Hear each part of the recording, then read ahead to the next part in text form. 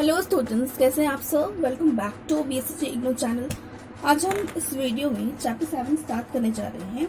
तो आपका first SAQ question क्या है। SAQ question first is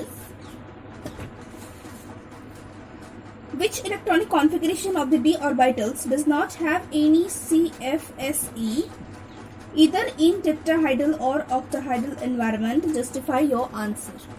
Okay, so discuss करते हैं हम।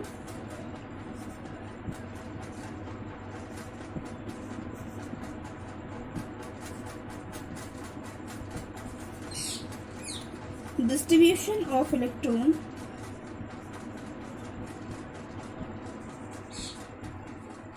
in T2G, EG or E, T2 to be given। तो ये हो गया आपका फर्स्ट एसएक्यू का आंसर। मूव करते हैं हम सेकेंड क्वेश्चन की तरफ।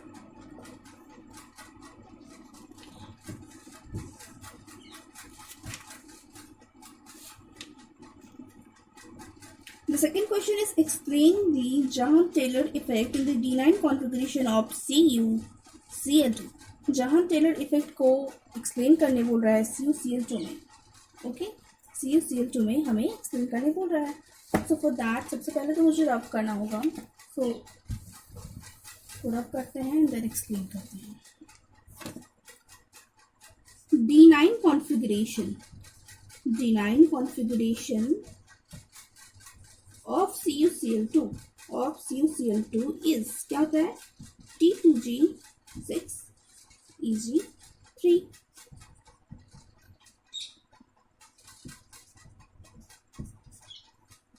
अब एक फिगर भी हम दिखा रहे हैं एंड अगर आपके पास किताब है तो आप 7.6 फिगर को भी देख सकते हैं। तो वहाँ पे आपको दिखेगा अरेंजमेंट्स दिखेंगे, अरेंजमेंट्स किस तरह के हो रहे हैं तो वो आपको बाय फिगर यहाँ पे दिख जाएगा।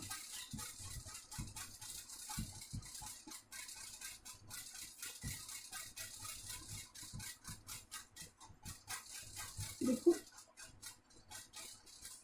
इस तरह से आपको फिगर दिख रहा होगा।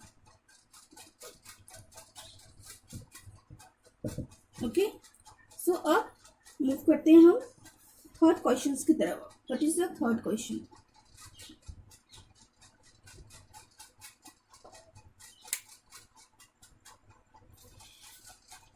Let me read the question first. Question third बोल रहा है कि the difference in energy between the dx square minus minus तो नहीं, इसको माइनस नहीं बोलते हैं, ये गलती मैं तो कर ही चुकी हूँ स्लिप ऑफ टंग से, आप लोग भी मत कीजिएगा। ये एक जस्ट इंडिकेशन है, मतलब ऑर्बिटल्स जैसे कि t x y y z z x, तो उस प्रकार से ही ऑर्बिटल्स का एक प्रकार से ऑर्बिटल है डी का। तो उसमें एंड डी एक्स वाई में क्या करना है, मतलब डी एक्स वाई ऑर्बिटल्स में, इन दोनों ऑर्बिटल्स में ही square planar field is identical to the difference between the same orbital in the octahedral field. तो इस स्टेटमेंट पे हमें करना है comment. We have to comment on this statement की क्या है हमारी एक्सप्लेनेशन। तो इस क्वेश्चन को हम फिगर नंबर 7.7 से समझेंगे एंड देखेंगे। Okay, so let me find the figure of 7.7 and then I will explain you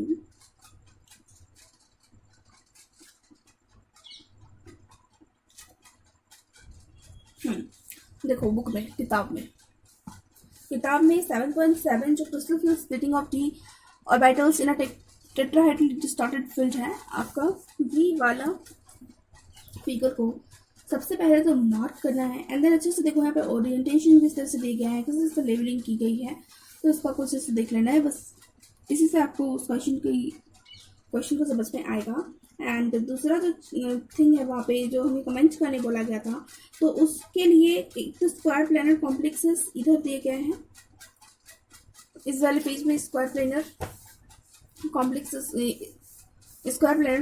के बारे में दिए गए, जहाँ बता रखा है in order to find the orbital splitting of a square planar complex is बहुत easy होता है to start with an octahedral compound where splitting pattern is known as. Then imagine the formation of a square planar complex by slowly moving toward the ligand away from the metal, and this would at first distort the molecule which is known as tetrahedrally distorted octahedron, and moving the ligand further to such an extent that the interactions between the metal ion and the ligand is practically nil would result in a square planar compound. तो किस तरह से सबसे पहले वो मतलब एक ऐसा obtain करेगा ऐसा tetrahedrally distorted ऑक्टाहेड्रन, उसके बाद में लिगेंड मूव करेंगे एंड इंटरेक्शंस जब होगा मेटल आयंस के बीच में, तो कैसे कैसे कि practically ligands will nil and it will result in a structure and that will be square planar compound.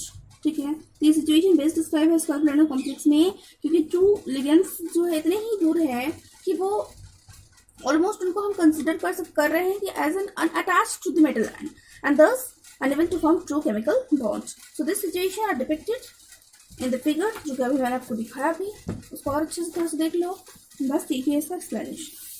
That's all for this video. हम डिस्कस करेंगे बाकी के ऐसे के questions in the next video. Thank you everyone.